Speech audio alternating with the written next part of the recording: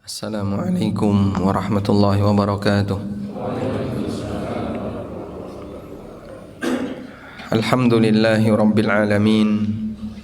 Wassalatu wassalamu ala ashrafil mursalin Nabiyyina wa maulana Muhammadin wa ala alihi wa sahbihi ajma'in. Wa ashhadu an la ilaha illallah wahdahu la syarika lah. Wa ashhadu anna Muhammadan abduhu wa rasuluh sallallahu alaihi wa ala alihi wa sahbihi wa man tabi'al huda ila yaumiddin. Alhamdulillah, puji syukur kita haturkan kehadirat Allah Subhanahu wa taala pagi ini di Masjid Besar Sleman Kota. Allah kumpulkan kita dalam rangka untuk belajar bersama. Semoga Allah jadikan forum ini sebagai forum yang barokah. Allah turunkan rahmat dan kita bisa pulang mendapatkan maghfirah darinya. Kita mau mempelajari firman Allah Subhanahu wa taala di surat Ali Imran ayat 185. Bagi Bapak Ibu yang sedang membawa mushaf, bisa dibuka surat Ali Imran ayat 185. 4 pesan yang diberikan oleh Allah Subhanahu wa taala bagi umat manusia, bagi para hambanya, berkaitan dengan bagaimana akhir dari semua kehidupan ini. Karena seorang hamba ketika diingatkan dengan akibat dan dampak dari sebuah perbuatan, maka dia akan bisa membangun kewaspadaan. Kita baca ayatnya. Allah Ta'ala berfirman, kullu nafsin dha'iqatul maut wa innama tuwaffawna ujurakum yawmal qiyamah faman zuhziha 'anil nar wa udkhilal jannata faqad faz wa mal hayatud dunya illa mata'ul ghurur. Ada 4 pesan dalam ayat ini berkaitan dengan bagaimana hakikat dari kehidupan dunia dan ujung dari semua kehidupan itu. Di surat Ali Imran ayat 185. Pesan yang pertama adalah kullu nafsin dha'iqatul maut. Setiap jiwa, setiap yang bernyawa pasti akan merasakan kematian. Pesan yang kedua, wa innama tuwaffawna ujurakum yaumal qiyamah. Dan balasan untuk kalian hanya akan dipenuhi besok di hari kiamat. Pesan yang ketiga, faman zuhziha 'anil nar wa udkhilal jannata faqad faz. Barang siapa yang diselamatkan dari neraka dan dimasukkan ke dalam surga, dialah orang yang mendapatkan keberuntungan yang sejatinya.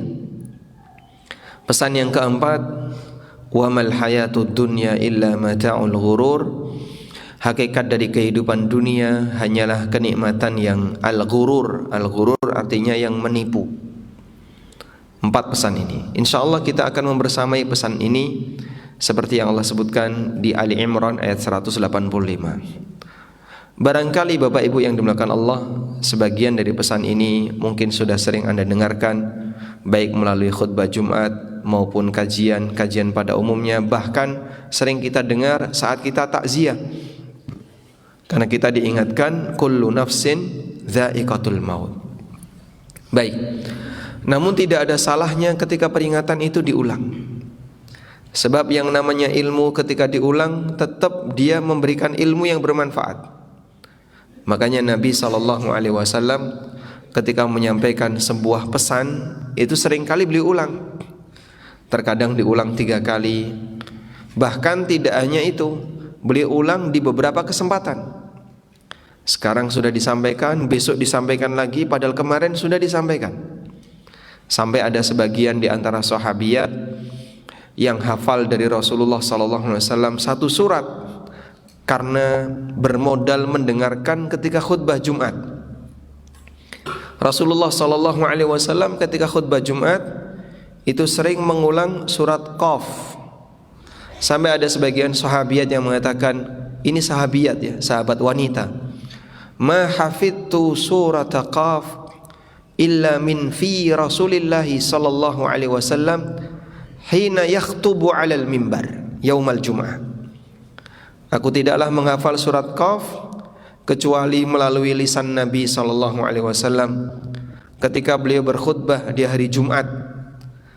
Coba kita bisa bayangin, ini seorang ibu-ibu hanya mendengarkan mungkin di balik tembok kalau beliau tidak ikut dalam kegiatan sholat Jumat berjamaah, atau mungkin beliau di belakang, tapi saking seringnya dengerin itu sampai beliau mengatakan, saya hafal itu dari khutbah Jumatnya Nabi sallallahu alaihi wasallam. Sehingga ketika ada pengajian yang temanya berulang, kita tidak perlu mengatakan wes tahu, mongko yang ngono koyo ngene. Karena yang namanya ilmu ketika diulang tetap ilmu yang bermanfaat bagi sang hamba. Beda dengan dagelan, Pak. Dagelan sesuatu yang lucu itu sekali mendengar Anda akan merasakan lucu.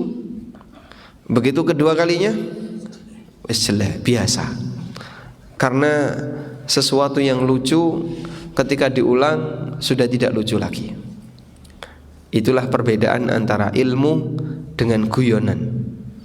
Sehingga mungkin kita mendengar ilmu sekian kali, tapi kita tetap merasakan manfaat darinya.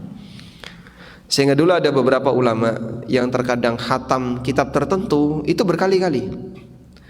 Kitab ini saya khatamkan sebanyak 5 kali. Kitab ini saya khatamkan sebanyak 10 kali, sekian kali. Ada satu kitab yang cukup tebal ya, isinya tentang sejarah. Siyar A'lamin Nubala. Mungkin Anda pernah dengar salah satu di antara pengajar di Masjid Nabawi, dan beliau sering ke Indonesia, Dr. Sulaiman Ar-Ruhaili. Beliau itu khatam Siyar A'lamin Nubala 3 kali. Saya bayangin kitab setebal itu dihatamkan 3 kali, itu waktunya berapa lama? Dan itu tidak membosankan. Oleh karena itu belajar kalaupun berulang, termasuk ketika kita Ramadan, khatam Quran berapa kali? Ramadan sekali, walhamdulillah. Nah, ada yang bisa khatam 2 kali, bisa khatam 3 kali, tapi kita tidak pernah bosan ketika membaca ayat yang sudah berkali-kali kita baca. Walaupun kita membaca surat Al-Ikhlas berkali-kali, kita tetap menikmati surat Al-Ikhlas itu. Baik, selanjutnya mari kita lihat bagaimana pesan yang diberikan oleh Allah Ta'ala dalam Al-Quran. Kullu nafsin dha'iqatul maut. Setiap yang bernyawa pasti merasakan kematian. Dan ini bagian dari ketetapan Allah untuk seluruh makhluknya. Kullu man 'alaiha fan wa yabqa wajhu rabbika dzul jalali wal ikram. Kullu man 'alaiha fan. Semua yang ada di permukaan bumi pasti akan fana, pasti akan binasa. Wa yabqa wajhu rabbik, dan yang bertahan adalah, yang abadi adalah wajah Rabbmu, Allah Subhanahu wa taala. Dzul jalali wal ikram. Semua yang bernyawa pasti akan mati, saya pasti akan mati, Bapak Ibu pasti akan mati, semuanya pasti akan mati. Namun berkaitan dengan kematian, tidak ada satupun yang tahu, baik mengenai waktu maupun mengenai tempat. Sehingga misalnya saya mau tanya di sini, yang paling sepuh ya, Pak Joko Yuswo pinten? 70 masih Joko ya, Masya Allah. Alhamdulillah, Masya Allah. Baik, Pak Joko mau meninggal di mana? Terserah Allah. Nah, terkadang ada orang punya rencana, saya pengen meninggal di Jogja, saya pengen meninggal di Sleman, saya pengen meninggal di daerah A, daerah B. Tapi Allah tegaskan dalam Al-Quran, wa ma tadri nafsun bi ayyi ardin tamut. Tidak ada satupun jiwa yang tahu di mana dia akan mati. Tempatnya saja nggak tahu, apalagi waktunya. Padahal kalau orang diminta untuk merencanakan, Bapak punya rencana pengen meninggal di mana? Saya pengen meninggal di kota ini. Saya pengen meninggal di kota kelahiran saya. Memungkinkan nggak rencana itu diupayakan? Kalau diwujudkan kan kita nggak tahu ya. Kalau diupayakan memungkinkan nggak? Memungkinkan. Caranya gimana? Ya kamu begegek ya.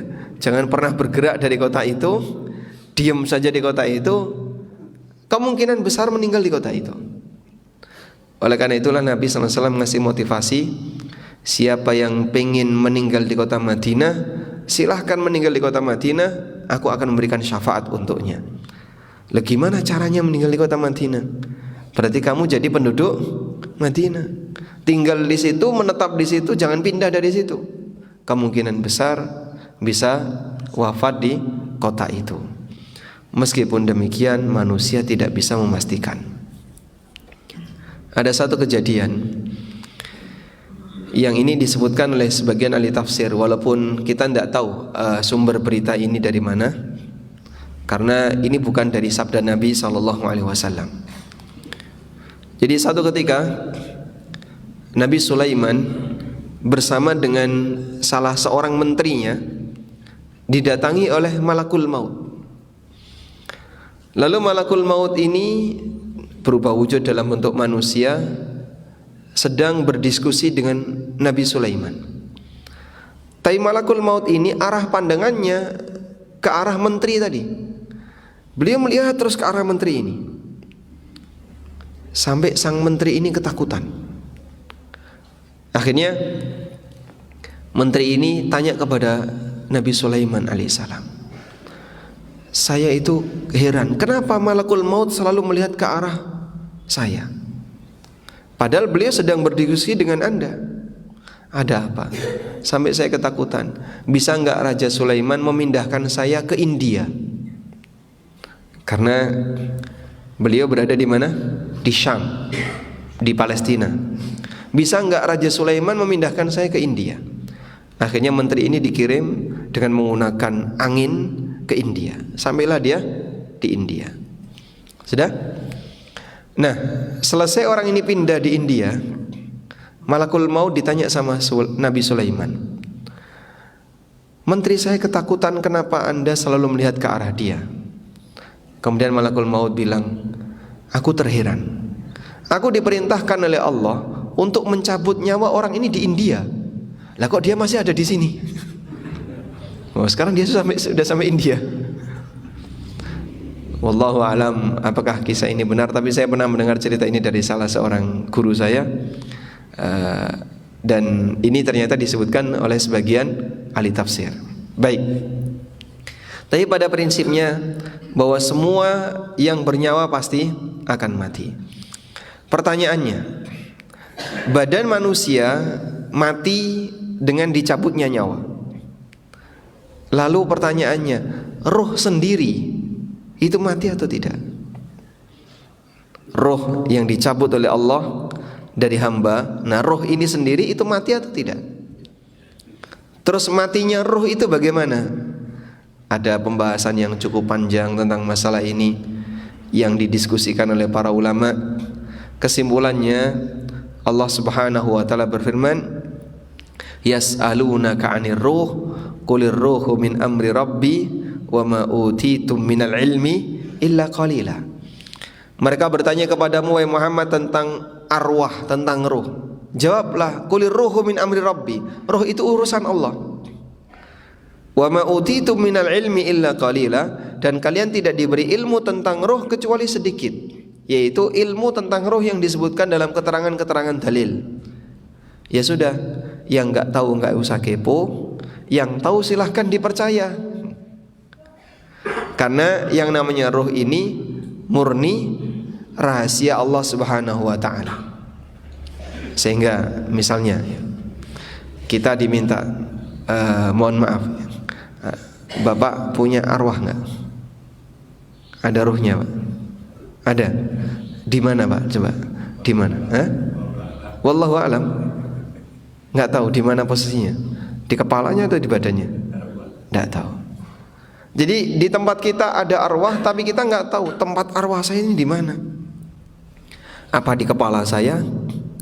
Apa di badan saya? Apa di jantung saya? Atau menyatu dalam satu tubuh saya? Bentuknya apakah seperti manusia hologram gitu? atau seperti cahaya yang tersimpan di dada, atau bagaimana? Wallahu a'lam. Bagian yang kita nggak tahu nggak usah kepo. Terus ketika ruh itu dicabut oleh Allah, Nabi SAW menyebutkan ruh dicabut dari arah atas, tabi'ahul basar, sehingga diikuti oleh mata. Maka begitu dicabut matanya mendelik, ya. Sehingga Nabi SAW perintahkan agar ditutup ketika orang itu sudah meninggal, matanya ditutup. Baik. Pada posisi inilah terkadang terjadi khilaf, tapi yang jelas wallahu alam, jika memang kita nggak tahu dan tidak punya informasi detail tentang itu, kembalikan kepada ilmu Allah Subhanahu wa taala.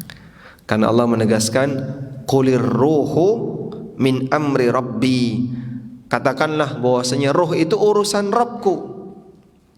Kamu tidak punya ilmu tentang itu kecuali yang telah Allah berikan kepadamu berupa wahyu tentang arwah. Baik, muncul pertanyaan yang lain. Kalau malaikat itu mati enggak, Pak? Apakah malaikat juga mati? Dan ini juga termasuk khilaf di antara perbedaan pendapat yang terjadi di kalangan para ulama.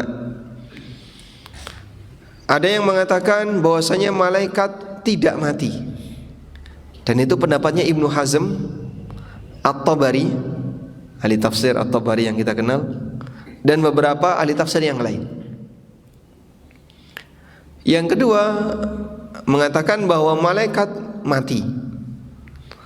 Dan ini pendapat jumhur ulama.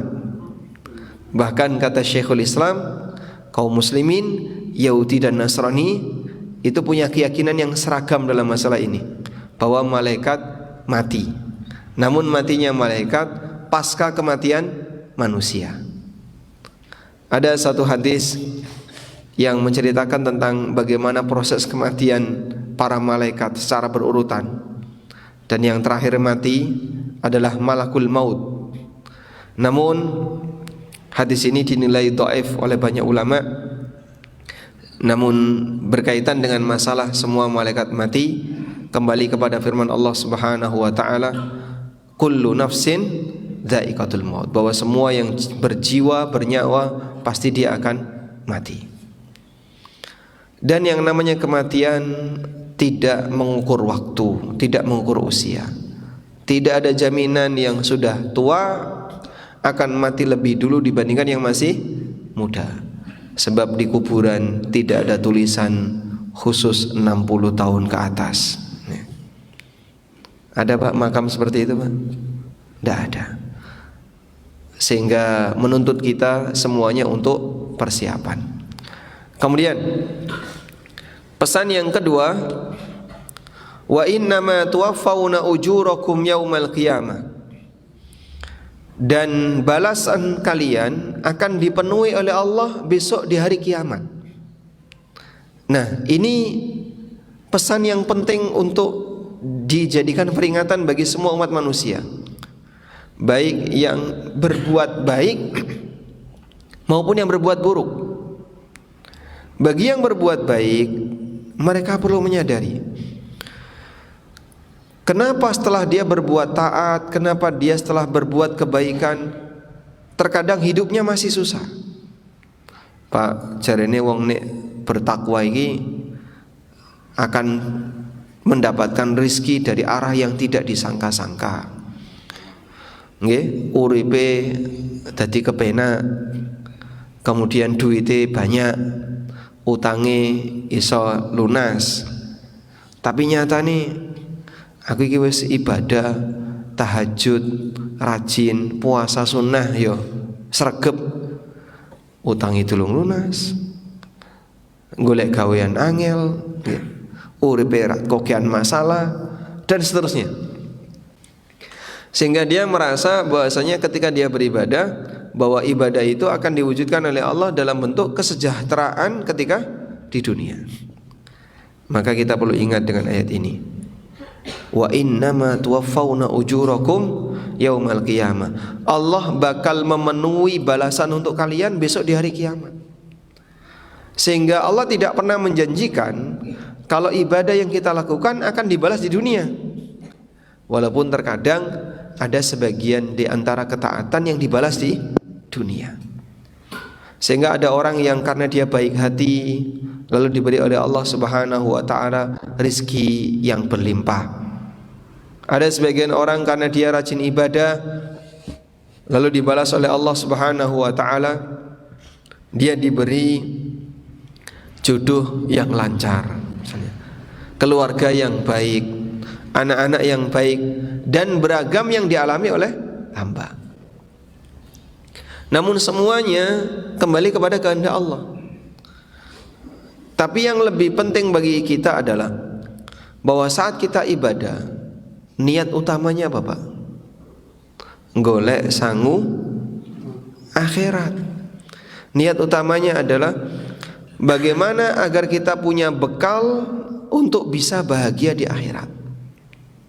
Sebab negeri akhirat itulah yang Allah Subhanahu wa taala jadikan sebagai puncak balasan. Maka kita tidak boleh berpikir bahwa setiap ketaatan yang kita lakukan balasannya harus ketika di dunia. Demikian pula ketika kemaksiatan yang dilakukan oleh hamba, balasannya juga belum tentu Allah berikan ketika di dunia. Dalam arti begini, ada nggak Pak orang zalim yang sampai mati belum dibalas? Ada? Banyak sekali. Contohnya sinten Pak? Contohnya siapa? Orang-orang Yahudi yang mendolimi kaum muslimin, orang-orang kafir yang menindas kaum muslimin. Bisa jadi Pak, ya, Perdana Menteri Israel misalnya, yang dia banyak bertindak jahat kepada umat manusia, tapi dia hidup sentosa, penuh dengan fasilitas, uripe kepena, semua dilayani. Tapi di saat yang sama dia penjahat dunia. Ya. Maka yang namanya balasan itu tidak harus diwujudkan oleh Allah di dunia. Oleh karena itu, adanya kehidupan akhirat adalah bukti keadilan Allah. Jika tidak ada akhirat, berarti Allah tidak adil. Sebab keadilan di dunia belum tuntas. Sebab keadilan dunia tidak ditegakkan secara maksimal. Koruptor sampai mati nggak ketangkap ada Pak? Ada? Dia menikmati hasil korupsinya dalam waktu sampai dia meninggal dunia, dan dia tidak pernah dihukum, tidak pernah diadili, tidak pernah ketahuan sampai mati. Tapi kita perlu ingat, urip ramong pisan, hidup tidak cuma sekali. Ada kehidupan yang kedua, di mana pada kehidupan yang kedua ini setiap hamba akan menghadapi hisab dan Allah Subhanahu wa taala akan memenuhi balasan. Nah, karena itu ada satu pesan yang pernah disampaikan oleh Hasan Al-Basri. Jenengan bisa tulis ya. Barangkali sudah menyiapkan alat tulis tapi rodok merem-merem saidek nggih. Nah, sekarang bangun ya. Imam Hasan Al-Basri pernah mengatakan, fa'lam anna ad-dunya daru bala'in thumma daru fana'in wa'lam anna al-akhirata daru jaza'in thumma daru baqa'in. Pintar ini Hasan Al-Basri ya. Pesannya menyentuh sekali. Fa'lam anna ad-dunya daru bala'in thumma daru fana'. Sadarilah bahwasanya dunia adalah negeri ujian, kemudian nanti akan binasa semuanya. Dan ketahuilah sesungguhnya akhirat adalah negeri balasan, tsumma daru baqain, dan itu bersifat abadi. Wes ngerti Pak? Nggih, kita semuanya sudah tahu. Cuman ada renungan yang penting untuk kita lihat. Siapapun manusia, urip-urip enak Pak, saenak-enake urip pasti ada ujungnya. Walaupun orang itu menikmati hidup dengan penuh penikmatan, hidupnya sangat nikmat, pasti ada ujungnya. Kau tidak akan merasakan nikmat itu abadi. Ujungnya bisa jadi nikmat itu dicabut oleh Allah, sehingga nikmat itu hilang. Atau bisa jadi nikmatnya masih tapi orangnya nggak bisa menikmati. Duitnya oke, sugih, tanahnya ada di mana-mana, duwe lemah, duwe sawah, dhisik dadi lurah, duwe semah. Wah, masya Allah, kabeh lengkap sudah, semuanya punya dia. Tapi lumpuh, stroke, gula darah, apalagi asam urat, kolesterol, jantung, cuci darah, ginjalnya rusak, masya Allah. Meskipun dia punya banyak harta, bisa menikmati nggak? Nggak bisa. Mudah bagi Allah untuk membatasi kemampuan hamba dalam menikmati dunianya. Dunianya masih Pak, tapi dia tidak bisa menikmati. Duitnya oke loh Pak, raiso kaji. Duitnya oke, raiso kaji. Kenapa? Orangnya sakit-sakitan. Dhisik waktu masih muda dia sibuk dengan aneka kegiatan dunia. Tapi begitu dia sudah tua, fisiknya sudah lemah, baru ingat saya pengen munggah haji, tapi awakku wis ra iso. Lah dulu waktu masih muda Bapak kemana saja? Ini orang yang diberi oleh Allah harta, tapi hartanya tidak bisa dia nikmati karena Allah jadikan kemampuan dia untuk menikmatinya hilang. Nggih. Panganan enak ada di depan Bapak, satu gigi sakit saja bolong, rasanya pripun Pak? Ora sida enak. Makanan enak, wah iki seneng kabeh iki aku iki. Sariawan. Walaupun makanan enak tapi kita sariawan, rasanya gimana? Mudah bagi Allah untuk mencabut kemampuan manusia dalam menikmati hartanya. Walaupun harta itu ada di depannya, tapi dia nggak bisa menikmatinya.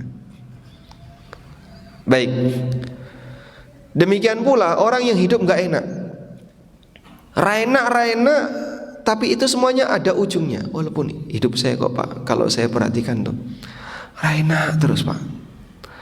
Pertama ya, saya mendapatkan ujian ekonomi, golek gaweanku sulit rasanya.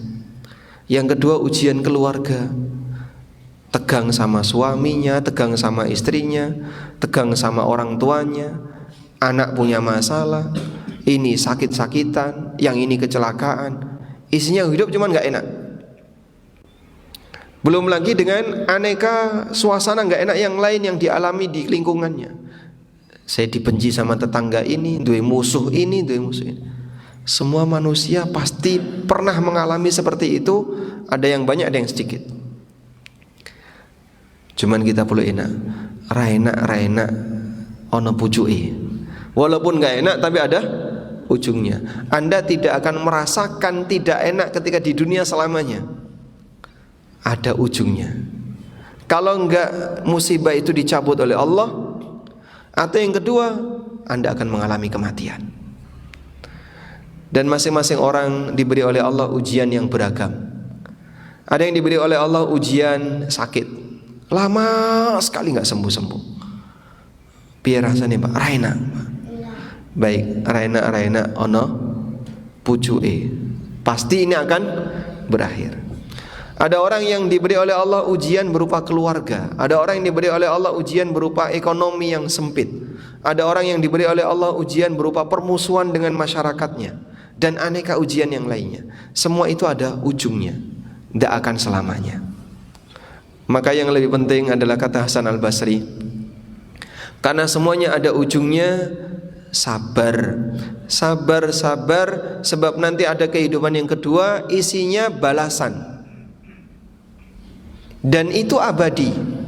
Maka perjuangkanlah ketika di dunia yang sifatnya sementara ini dengan bekal sabar yang tinggi untuk sebuah kebahagiaan yang sifatnya abadi. Sebab nikmat maupun musibah dua-duanya ujian. Orang dapat musibah, ada nggak Pak yang nggak sabar? Banyak. Sudah nggak enak uri hidupnya ketika di dunia, ra gelem salat, ge opo mas salat, aku wis nesu. Salat kok ora salat padha wae, duitku ya ora tambah. Ada orang yang emosi seperti itu. Ya sudah, dia sudah celaka di dunia, uripe ning donya ora enak, besok di akhirat luwih ora enak. Maka seperti ini butuh perjuangan. Tidak enak itu tidak selamanya. Ra enak ra apa-apa, yang penting kamu bisa sabar, karena sesaat lagi kau akan memasuki kehidupan yang kedua, isinya balasan dan itu abadi. Maka perjuangkanlah untuk sabar di kehidupan yang sementara, agar kita bisa mendapatkan balasan kenikmatan yang abadi. Baik, selanjutnya, faman zuhziha 'anil nar wa udkhilal jannah faqad faz. Barang siapa yang diselamatkan dari neraka dan dimasukkan ke dalam surga, itulah keberuntungan yang sejatinya. Jadi seperti apa sih Pak orang yang beruntung yang sejatinya? Tentu saja kita sebagai orang yang beriman, karena yakin akan ada kehidupan yang kedua, keberuntungan yang sejati adalah saat kita masuk surga. Itulah keberuntungan yang sejati. Sehingga manusia belum disebut sukses sebelum kaki kanan dia menginjakkan pintu surga. Bisa disebut sukses ketika itu. Berarti gimana Pak definisi orang sukses bagi orang mukmin? Bukan karena jabatan, bukan karena kekayaan, bukan karena status sosial, bukan karena yang lain, tapi ketika kita bisa menginjakkan kaki kita di pintu surga, baru setelah itu orang disebut sukses. Nah, sebelum sukses berarti kan butuh perjuangan. Sebelum sukses butuh perjuangan. Sing sugih butuh berjuang, sing kere juga butuh berjuang. Pejabat butuh berjuang, rakyat juga butuh berjuang. Berjuang apa Pak? Selamatkan dirimu, karena nanti kamu akan menghadapi hisab. Dan pertaruhan apakah kamu sukses atau tidak adalah hasil dari hisab itu. Definisi sukses ketika kita berhasil saat dihisab.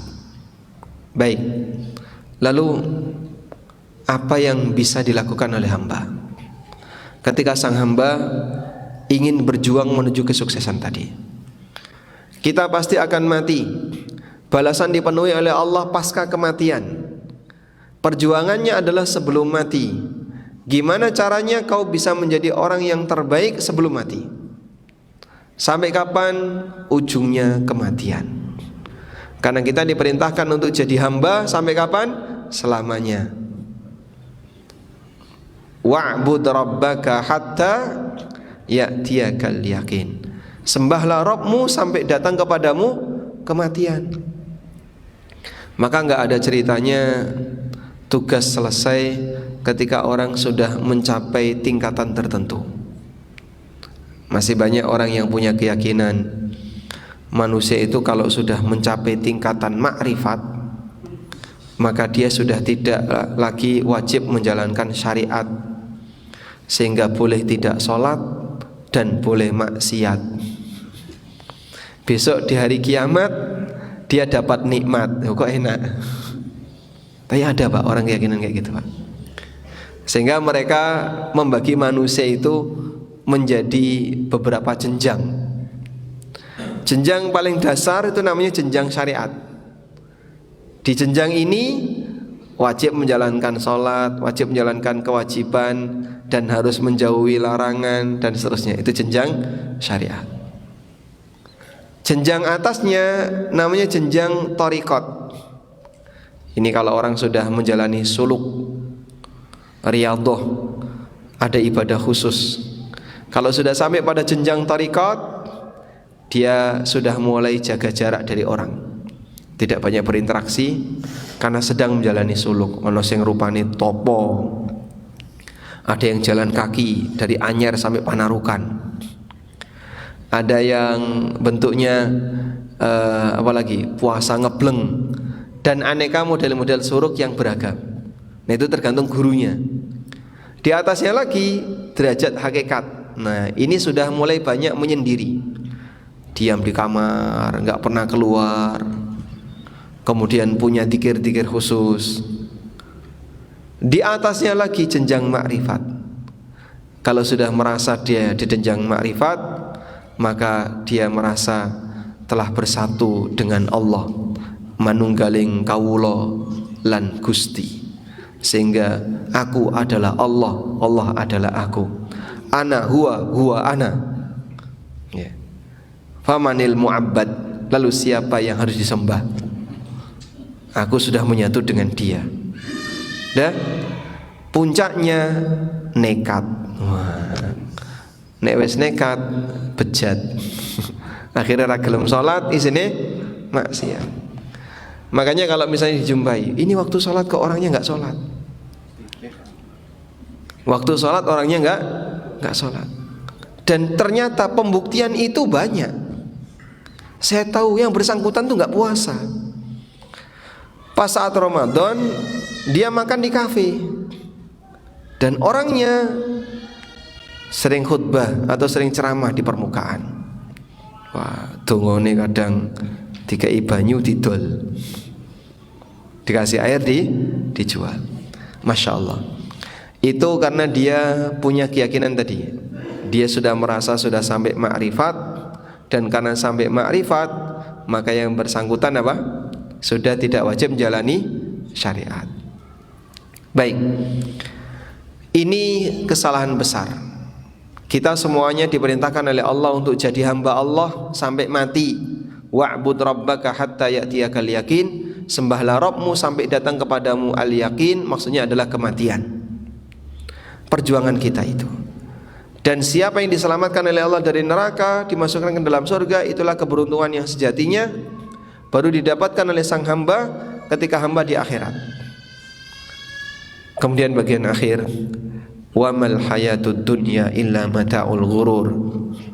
Dan hakikat dari kehidupan dunia hanyalah kenikmatan yang sifatnya menipu. Apa sih yang dimaksud kenikmatan yang menipu di situ? Yang dimaksud dengan kenikmatan yang menipu adalah semuanya pasti akan diakhiri, tidak ada yang dibawa.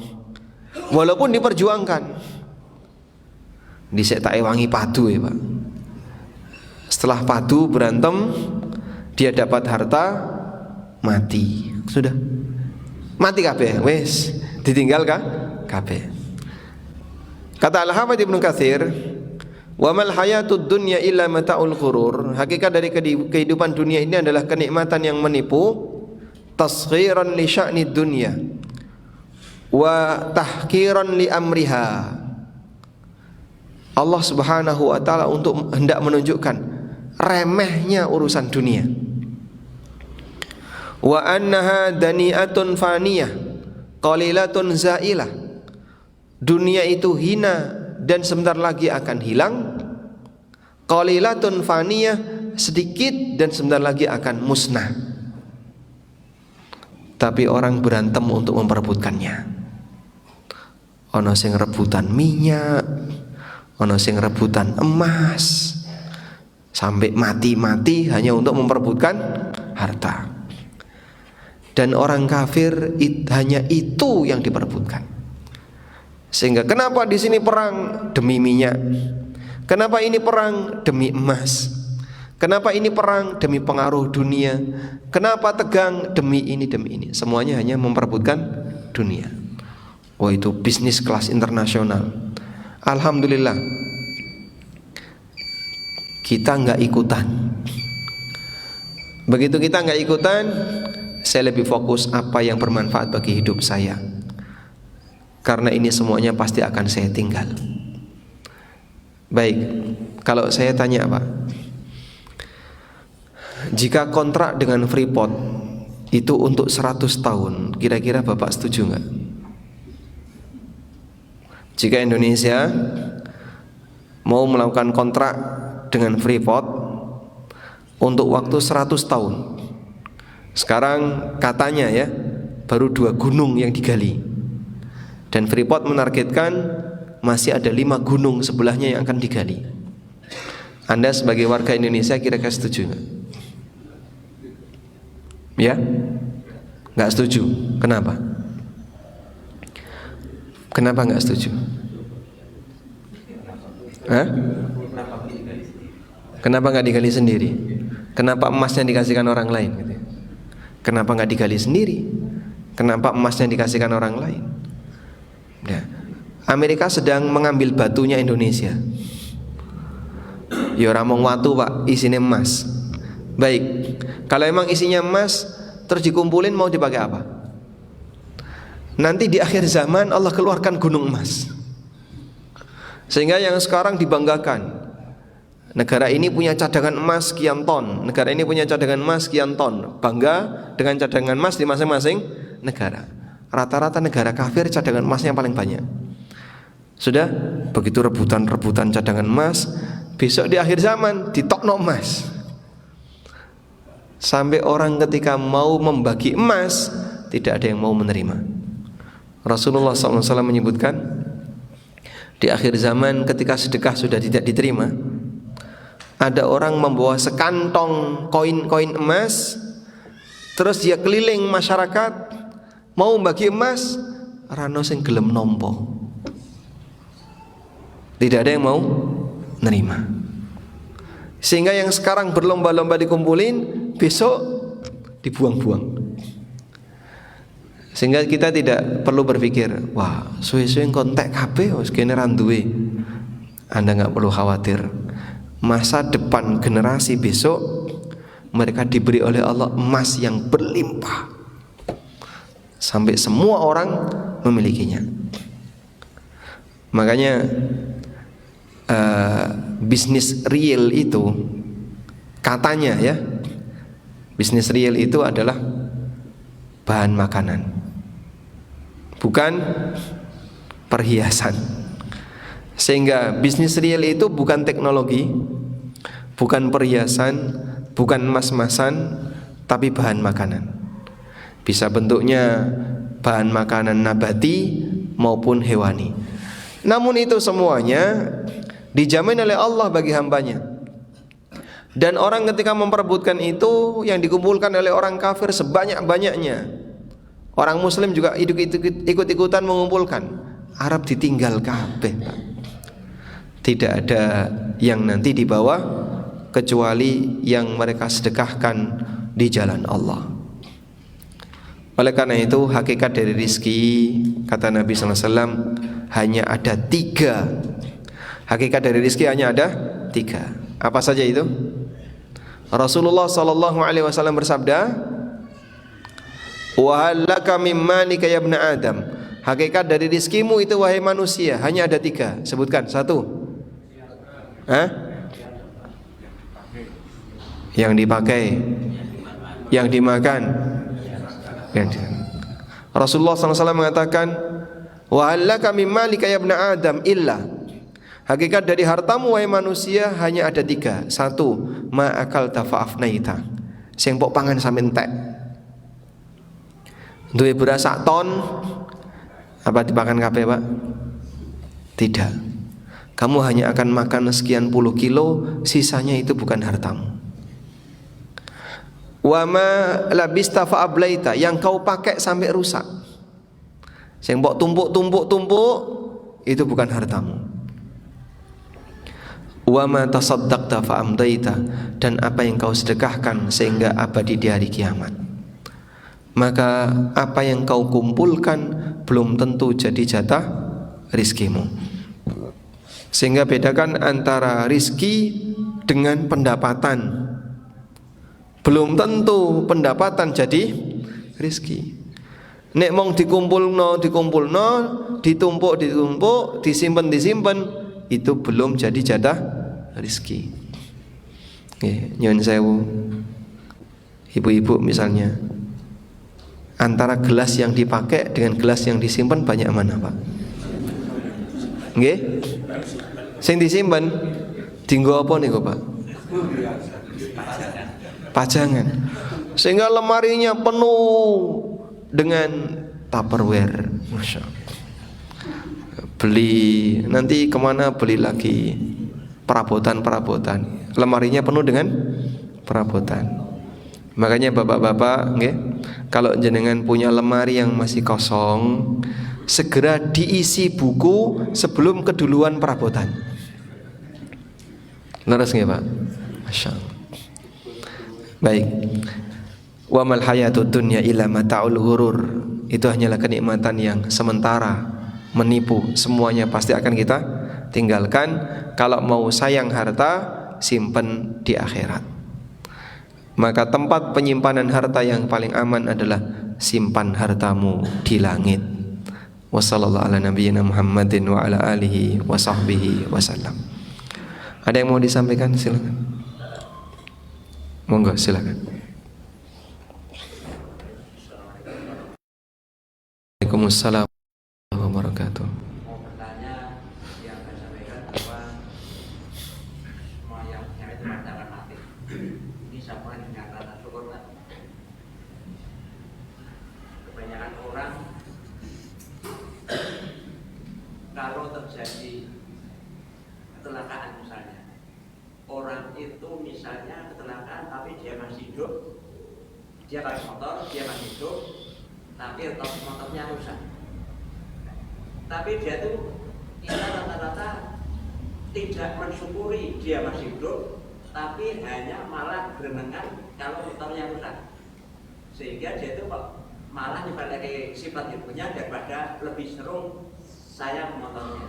Tapi tolong ke depan saudara kebenarannya biar tidak sadari dan tidak seperti itu. Masya Allah. Orangnya ada di sini ya? Baik, ini yang pertama. Yang kedua? Yang kedua, bagaimana kita sebagai manusia juga itu yang namanya sesuatu yang ada diri kita itu hanya titipan. Tetapi kita sering nganggap bahwa barang itu milik kita.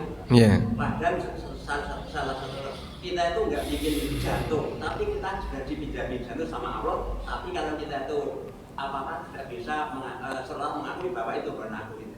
Itu mohon keterangan. Masya Allah. Baik. Waalaikumsalam warahmatullahi wabarakatuh. Baik. Kembali kepada kecelakaan tadi yang beliau sampaikan di pertanyaan yang pertama. Ada orang kecelakaan ya. Kendaraannya rusak, hancur, tapi orangnya selamat. Lecet dikit ya. Padahal kendaraannya rusak. Kok bisa Pak seperti itu? Allah Maha Kuasa untuk menyelamatkan hambanya. Sebab yang namanya nyawa itu dijaga. Kalau belum waktunya mati, tidak mungkin dia mati. Saya punya jamaah di Jakarta. Beliau punya kafe yang sering diganggu preman. Jadi ada preman datang minta duit. Akhirnya minta tolong ke saya, ada nggak teman yang bisa jaga malam di sini? Kan di sini sering ada gangguan preman. Terus ada salah satu teman saya yang bersedia. Kemudian dia datang ke Jakarta untuk jaga itu.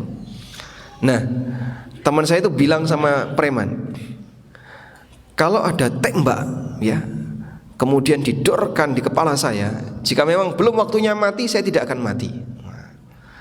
Premannya ketakutan, dikiranya dia kebal. Nah, kalimat itu salah atau benar Pak? Hah? Kan benar. Kalau ada orang bawa senjata, kemudian saya ditembak, kalau saya belum waktunya mati, saya tidak akan mati. Nah, karena preman ini nggak beragama kan ya, nggak ngerti masalah agama. Dikira nih teman saya ini sakti, dikiranya sakti, kebal, tidak bisa mati. Padahal kalimatnya kan, kalau memang belum Allah takdirkan mati, saya tidak akan mati. Akhirnya premannya nggak berani datang Pak. Masya Allah. Premannya tidak berani datang. Nah, kembali ke sini.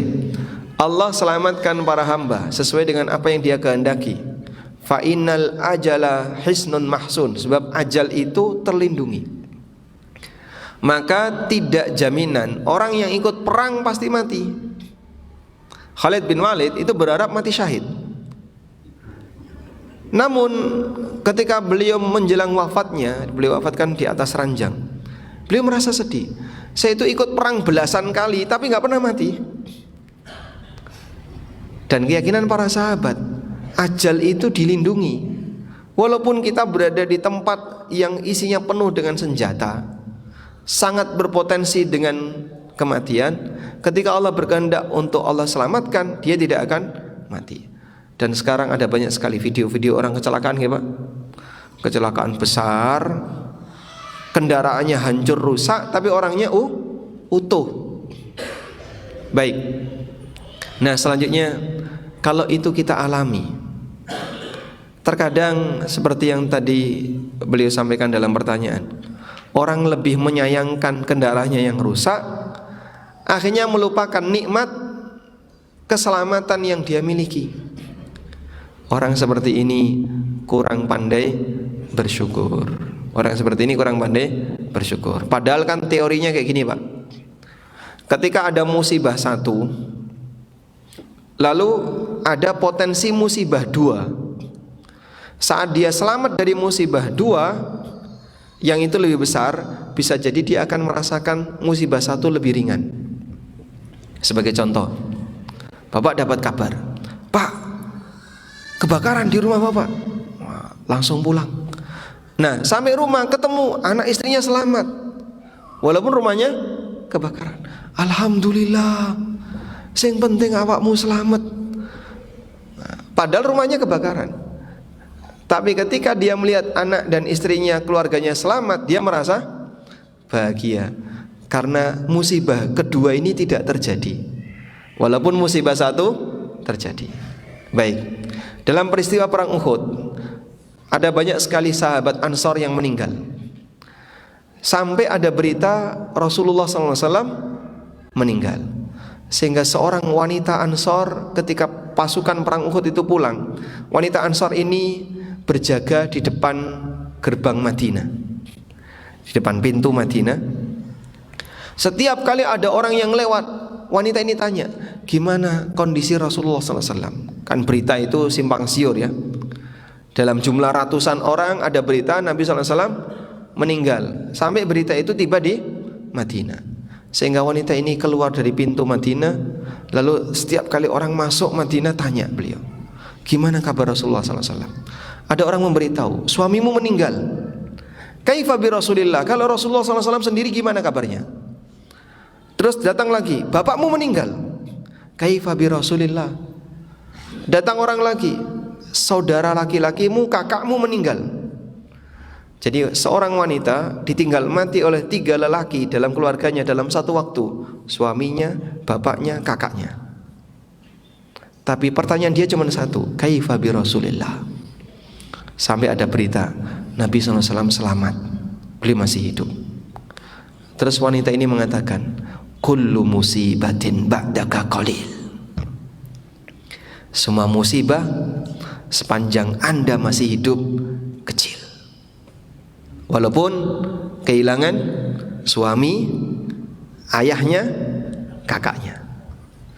Padahal 3 lelaki ini kan tempat apa? Wanita mendapatkan nafkah, ngikut siapa kan dia? Baik. Tapi ketika dia mendengar Rasulullah SAW masih hidup, cintanya kepada Nabi SAW sampai beliau mengatakan, kullu musibatin ba'daka qalil. Setiap musibah sepanjang Anda masih selamat, bagiku itu kecil. Baik. Sehingga normalnya manusia kalau dia punya penghargaan yang tinggi pada nikmat tertentu, wis ora apa-apa, sing penting awakmu selamat, sing penting iki sik selamat. Bagi dia musibah yang lain terasa ringan. Itulah normalnya manusia. Makanya kita perlu berlatih untuk membangun rasa syukur dengan prioritas nikmat apa yang terbesar. Nikmat ini, nikmat ini, nikmat ini yang terbesar. Sudah, yang penting nikmat ini masih ada bagi saya kehilangan yang ini enggak apa-apa. Baik. Yang kedua, terkait meyakini bahwa ini semuanya adalah titipan. Itu benar ya. Karena setiap hamba diberi oleh Allah nikmat sifatnya titipan. Disebut titipan kenapa Pak? Karena sebentar lagi semuanya akan dia tinggalkan. Oleh karena itu nasihat para ulama, yang sudah sebentar lagi akan kamu tinggalkan, gunakan itu untuk berbuat ketaatan, sehingga yang nanti akan menjadi manfaat bagimu dalam hidup adalah manfaat pahala yang kau dapatkan ketika kau punya kenikmatan. Tapi kalau dikasih kenikmatan tidak pernah dimanfaatkan untuk berbuat ketaatan, ya sama saja. Wallahu a'lam. Baik, pun cekap. Jam 6:04 sudah. Nah, demikian, dan mohon maaf jika ada kekurangan. Terima kasih atas kesabarannya menunggu. Semoga apa yang kita bahas ini bermanfaat. Allahumma anfa'na bima 'allamtana wa 'allimna ma yanfa'una warzuqna ilma.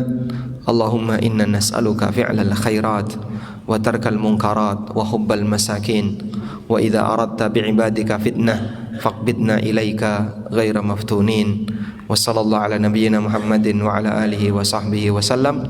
Wa akhiru da'wana alhamdulillahi rabbil alamin. Wassalamu alaikum warahmatullahi wabarakatuh.